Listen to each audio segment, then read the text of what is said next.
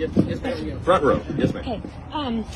My daughter was a 29-year-old nurse who was killed by the Pfizer vaccine. Oh, And I talk to vaccine-injured people every day.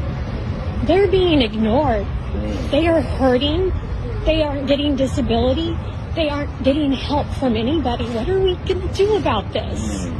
I'm so sorry. Y'all couldn't hear that back here, but her daughter is 29, passed away as a complication of the Pfizer vaccine. Is that right? The COVID vaccine? It is an issue around the country, and it hasn't been given the due attention that it needs. We'll have some hearings in the new Congress about that to figure out who's responsible and why. Was there adequate warning and all the rest? It's affected a lot of families around the country. So I'm so sorry for your loss. Thank you. So sorry. I'm a pharmacist. Yeah. I saw the warnings. Yeah. They were out there. I was censored. You were censored? I was censored on social media, and my daughter died because of it. Well, she says that some of the warnings were out there, and she tried to share it, and she was censored on social media. That is not a conspiracy theory. That actually happened. You know it did. In fact, there was a big court case that came out on July 4th, not this year, but previous year, 143 pages.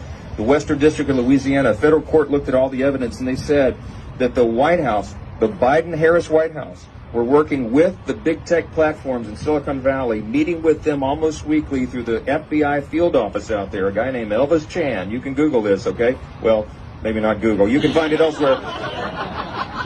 But they censored and silenced different viewpoints on the COVID vaccine, the dangers of it, and all that. It's all detailed in this long court opinion. He said the censorship was so great that it was dystopian in its scope. It was like it's some sort of, he said it was the greatest violation of free speech in the history of the First Amendment. Okay, so that's real. It really did happen, and real people suffered because of it.